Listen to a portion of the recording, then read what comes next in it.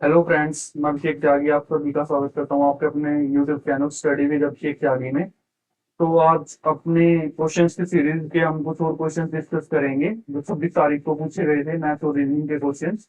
तो ज़्यादा टाइम ना वेस्ट करते हुए हम चलते हैं सबसे पहले अपने फर्स्ट क्वेश्चन की तरफ। ये है हमारा फर्स्ट क्वेश्चन। ये देखो, एक रीजनिंग का क्वेश्चन है। और ये एक तरीके से ना आप ये बोल सकते हैं कि ये क्वेश्चन जो है एक सीरीज है हमारे पास। एक सीरीज दी हुई है हमको, लेकिन ये फिगर की सीरीज है। देखो, हमें ना यहाँ पे बताना है क्या आएगा इस क्वेश्चन मार्क की जगह। देखो, ये ऐसे है ना, एक सीरीज चल रही है। यहाँ प्लस था, फिर ये स्टार बन गया, 6 लाइनें हो गई। क्रॉस में भी 2 लाइनें आ गई। और जो क्रॉस में 2 लाइनें आई थी ना, फिर वो हट गई लास्ट में, उनके 2 डॉट बन गई। तो मतलब जो पहली फिगर थी वो एज इट इज बीच में आ गई, और जो 2 लाइनें आई थी उसकी जगह डॉट बन गए। ऐसे देखो नेक्स्ट में हुआ, तो ऐसे इसमें होगा। इसका मतलब ये फर्स्ट वाली एज इट इज आनी चाहिए यहाँ पे, और 4 डॉट, एक यहाँ एक यहाँ एक यहाँ, ऐसे डॉट बन जाएंगे 4 डॉट। तो इसका ऑप्शन हो जाएगा हमारा डी टी। डी ऑप्शन हमारा बिल्कुल ठीक होगा। देखो आप, आपको साफ साफ दिख रहा है कि यही ऑप्शन है जो हमारा सीरीज को कंप्लीट करेगा इसकी। अब नेक्स्ट क्वेश्चन पे चलते हैं। Which of the following diagram represent the relationship among beverages, coffee and soft cold drinks. देखो, बेवरेजेस क्या होते हैं ना, जो पेय पदार्थ होते हैं हमारे। तो एक cold coffee, sorry, cold coffee, ये हमारी सॉफ्ट ड्रिंक्स ये अलग होती है, कोल्ड ड्रिंक अलग। और ये बेवरेजेस के लिए तो ऐसी कुछ फिगर बनेगी, ये हमारा ऑप्शन हो जाएगा डी टी। वेन डायग्राम का क्वेश्चन है, ये बहुत सिंपल सा और इजी क्वेश्चन है बिल्कुल। अब नेक्स्ट पे चलते हैं। A number increase by 20%, then decrease by 30%, and finally increase again by 50%। What is the net percentage change in the number from its original value. तो नेट परसेंटेज चेंज बताना है हमको ओरिजिनल वैल्यू में। अब देखो, एक नंबर आप मान लो, कोई भी नंबर आपने मान लिया यहाँ पे कि हमारा नंबर था 100। 20% जब आपने उसको सबसे पहले बढ़ाया तो वो हो गया 120। अब आप कह रहे हैं कि इसको हम डिक्रीज करते हैं कितना, 30%। 30% इसका 30%, 120 का 30% माइनस 30%, इसका 120 का 30% हो जाएगा। ये आप, ये हो जाएगा हमारा 36। देखो ऐसे निकाल लो यहाँ पे साइड में, 30% ऑफ 120, 2 जीरो कट गई और ये आ गया हमारा 36। देखो ये 36 ही आया है, तो ये हमारा 36 हो जाएगा। इसका मतलब यहाँ पे जो हमको माइनस करना है ना, 36 माइनस कर दो 120 में से। 120 में से 36 माइनस करोगे तो ये आ जाएगा हमारा 4 और 8, 84। 84 आ गया। अब इसने बोला इसको दोबारा इंक्रीज कर दिया 50%। इसको 50% दोबारा इंक्रीज कर दिया। 50% मतलब इसका 1/2, मतलब 42। 42 जोड़ोगे इसमें आप, तो ये हमारा हो जाएगा 4 2 6, 8 और 4 12, 126। अब इसने बोला है कि what is the percentage change in the number from its original value. तो ओरिजिनल वैल्यू क्या थी, 100, और अब हमारा नंबर हो गया 126। तो कितने परसेंट का चेंज आया यहां से यहां तक, 26% प्लस हुआ है हमारा। 26% इसका सही आंसर हो जाएगा बी ऑप्शन। अब हम अपने नेक्स्ट क्वेश्चन पे चलते हैं। Selling price of two item is rupees 120 each. One sold at 25% profit, the other sold at 25% loss. What is the net profit or loss for the shopkeeper? देखो, इस question का ना एक फिक्स तरीका है। ये क्वेश्चन ऐसे ही पूछा जाता है हर एग्जाम में। तो इसका ना तरीका याद रखना। इसका तरीका क्या है, अगर दो चीजों का हमको एसपी सेम दे रखा है ना, एसपी सेम दे रखा है, और हमारा वहां प्रॉफिट दिया हुआ है मान लो X%, लॉस दिया हुआ है X%। दो चीजों का एसपी है, ये दो का एसपी, ठीक है। और एक पे X% प्रॉफिट, एक पे X% लॉस। तो जो हमारा नेट आता है ना, नेट, वो हमेशा आएगा X² अपॉन 100% लॉस, ये होगा हमेशा। आप कभी भी देखोगे तो यही आंसर आएगा हमारा। नेट जब भी निकालना हो तो जो प्रॉफिट और लॉस दे रखा है उसका स्क्वायर करके अपन 100% लॉस, हमेशा लॉस ही होता है इस केस में। तो देखो यहाँ पे क्या हुआ कि 25% एक पे प्रॉफिट, एक पे 25% लॉस, तो हमारा नेट क्या होगा, नेट आ जाएगा 25 का स्क्वायर अपॉन 100% लॉस।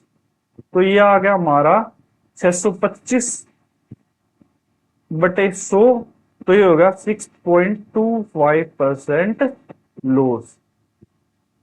तो ये जो पूरी ट्रांजेक्शन होगी ना, इसमें हमें 6.25% का नुकसान होगा, लॉस होगा। देखो अब इसमें पूछा गया है व्हाट इज इन, अगर इसने परसेंटेज पूछी होती तो हमारा यही क्वेश्चन खत्म हो जाता, 6.25% आंसर आ जाता। लेकिन इससे इसने पूछी हमसे वैल्यू के एग्जैक्ट वैल्यू क्या है। अब देखो हमारी टोटल ट्रांजेक्शन हुई कितने की थी, 120 और 120 की दो ट्रांजेक्शन हुई थी ना, एक 120 की अलग, एक 120 की अलग। तो टोटल हमें 240 रुपए मिले हैं। और जब हमें 240 मिले हैं तो हमें है ना 6.25% का लॉस हुआ है। तो इसका मतलब हमको मिला कितना है, 93.75% हमको मिला है। और हमको निकालना क्या है, अगर हम इसका 100% निकाल लें कि एग्जैक्ट कितना था, या तो एक काम कर सकते हो आप, हाँ इसका 100% निकाल लो आप। 100% अगर आप इसका निकालोगे ना, तो ये यहां से हटा के यहाँ 100 कर दो। इसका मतलब हमें ये पता लग जाएगा कि हमें दोनों जो चीजें थी वो बिकी तो हमारी 240 थी, यहाँ देखो, और वो आई कितनी की थी, उनका सीपी निकल जाएगा टोटल।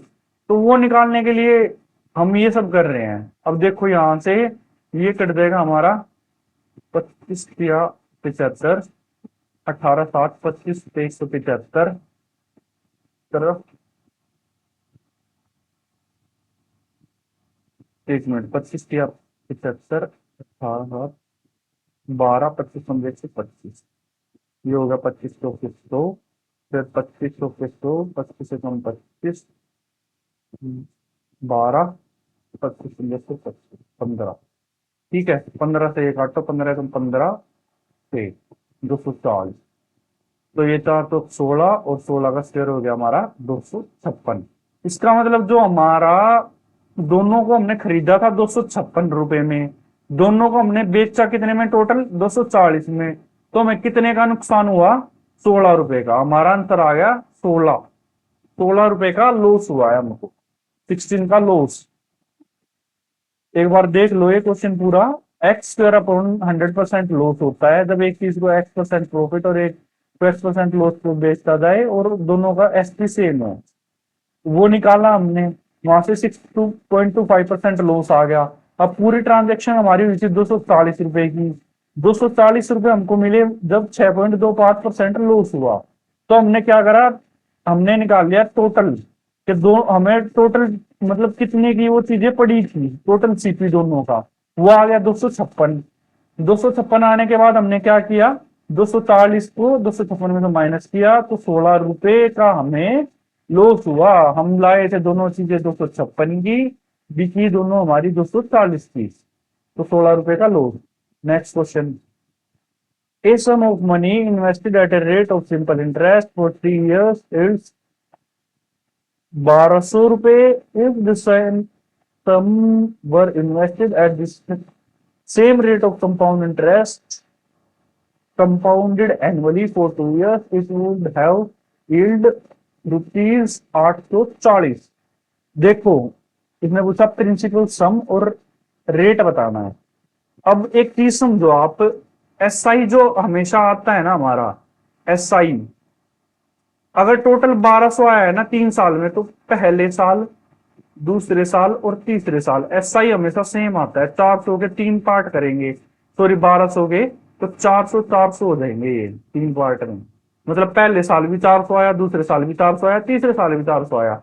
लेकिन अब इसने कहा है कि कंपाउंड इंटरेस्ट 2 साल में आ जाता 840।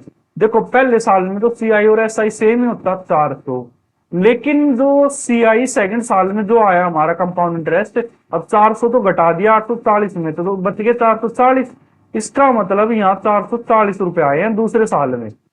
तो ये जो 440 रुपए आए हैं यहां से 40 रुपए एक्स्ट्रा जो आया है ना, 40 रुपए एक्स्ट्रा, वो क्या है एक्चुअली इसका 10% है, क्योंकि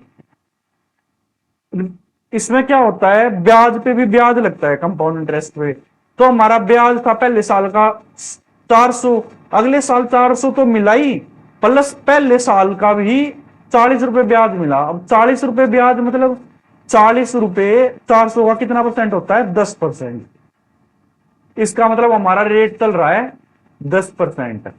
अगर रेट आपका 10% है तो देखो यहां पे सिर्फ एक ही ऑप्शन में 10% रेट दिया हुआ है, ये हमारा डी हो जाएगा ठीक यहां। क्योंकि देखो अगर रेट 10% है और मान लो पहले साल 400 मिले, तो खुद ही पता लग रहा है रेट 10% की वैल्यू 400, तो 100% की वैल्यू आपकी 4000 हो जाएगी, जो कि हमारा प्रिंसिपल हो जाएगा। तो दोनों चीजें आ गई, प्रिंसिपल हमारा ये 4000 और रेट 10%। होप कि आपके समझ आया होगा। ये थोड़ा सा सेम क्वेश्चन है जो मतलब पूछे जाते हैं, ऐसे कुछ क्वेश्चन सही है हर एग्जाम में आपके आएंगे, आप देख लेना मेंस में भी ये क्वेश्चन पूछे जाएंगे। तो मैं आपसे बस यही कहना चाहूंगा कि इन क्वेश्चंस की है ना आप ज्यादा से ज्यादा प्रैक्टिस करो, जितना ज्यादा हो सके ना उतनी ज्यादा प्रैक्टिस करो, ताकि आपके दिमाग में ये बिल्कुल एक मतलब सेट हो जाए कि जैसे ही क्वेश्चन पढ़ा आपका हाथ खुद ही चलने लग जाए कि ये तो ऐसे होना है, इसमें तो ये पूछा होगा, ये यही होना चाहिए इसका। आपको ज्यादा मतलब वहां एक भी बार है ना सोचना ना पड़े एग्जाम में कि यार ये क्या दे दिया, पढ़ के ऐसा ना लगे कि ये नया ही क्वेश्चन है कुछ, क्योंकि सेम क्वेश्चन रिपीट हो रहे हैं, तो आपको बिल्कुल टाइम नहीं लगना चाहिए इन क्वेश्चंस में।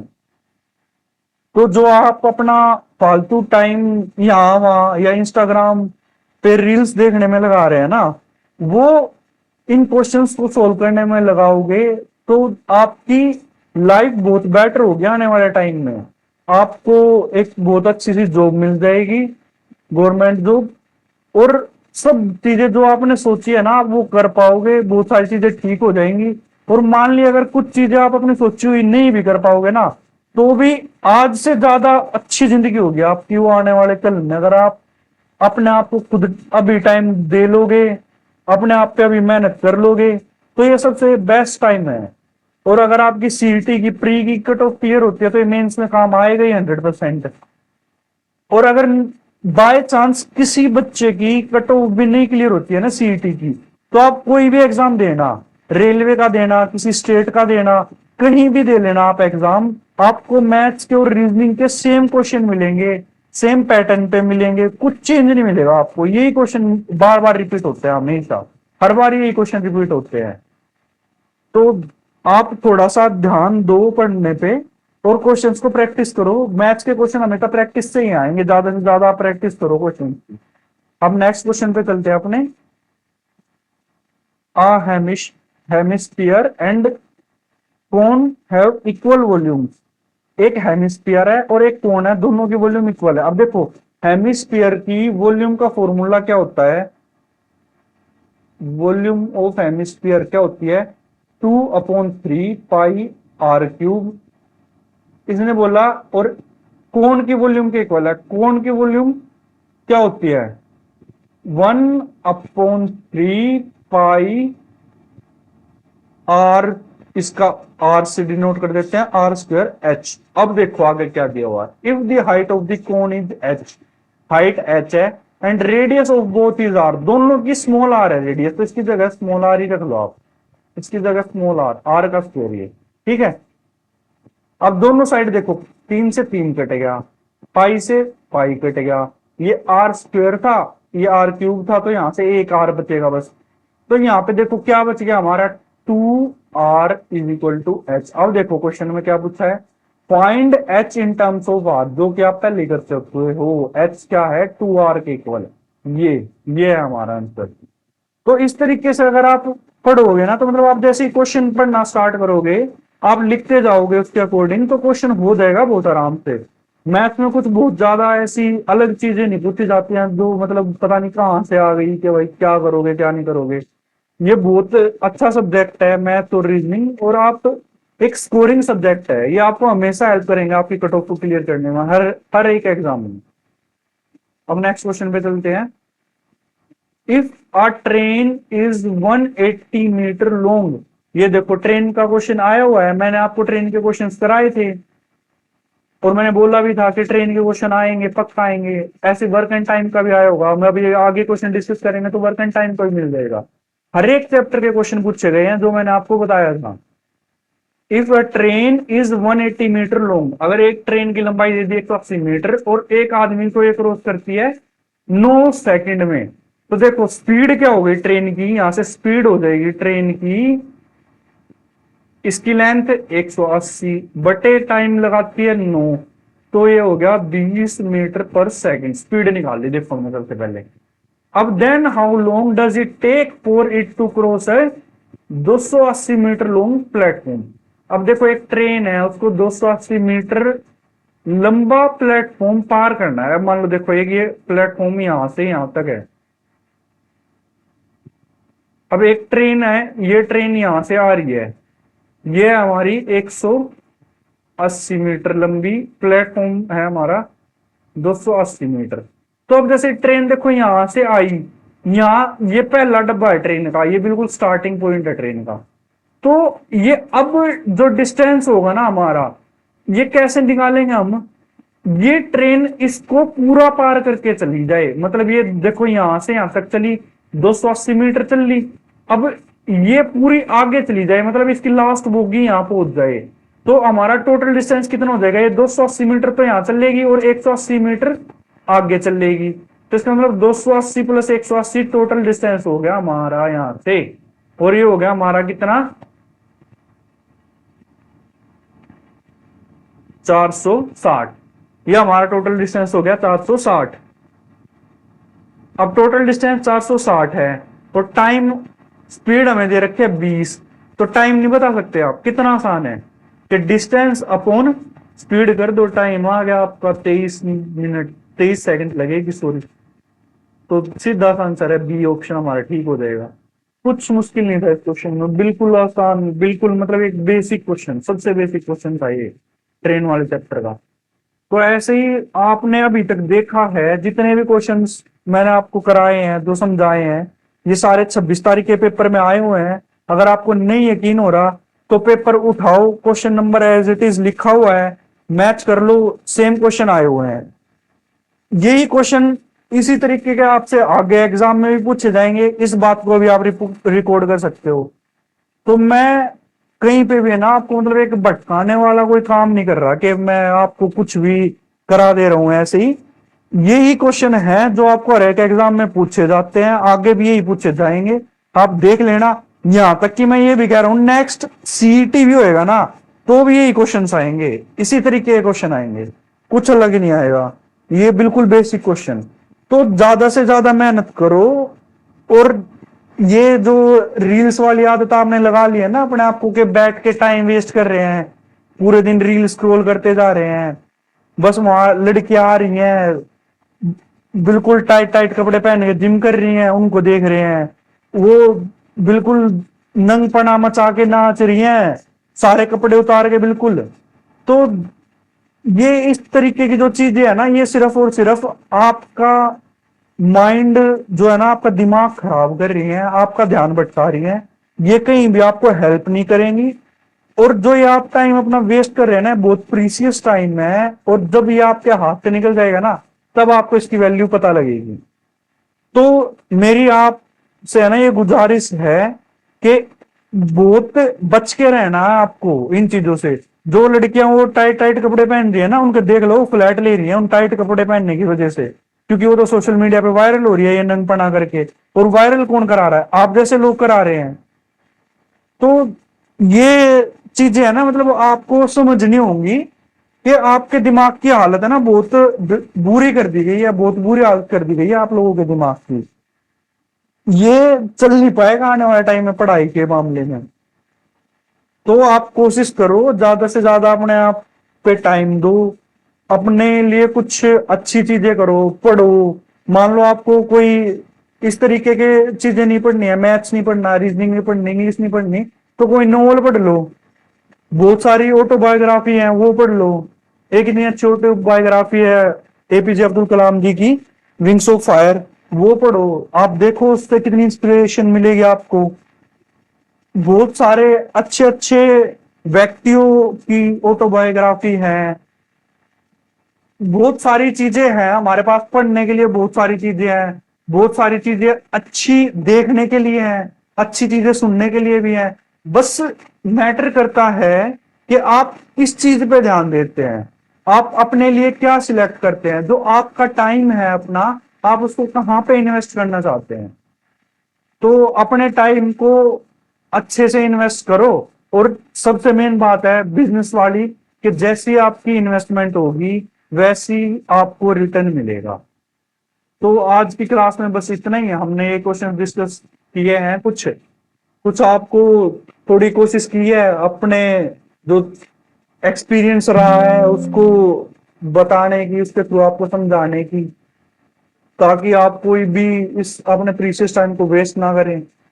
बाकी आप लगे रहिए, मेहनत करते रहिए, आप जरूर एक ना एक दिन कामयाब होंगे। बस आज की इस क्लास में इतना ही। Thank you and have a nice day. फिर मिलते हैं कल कुछ और क्वेश्चंस के साथ। Thank you, bye bye.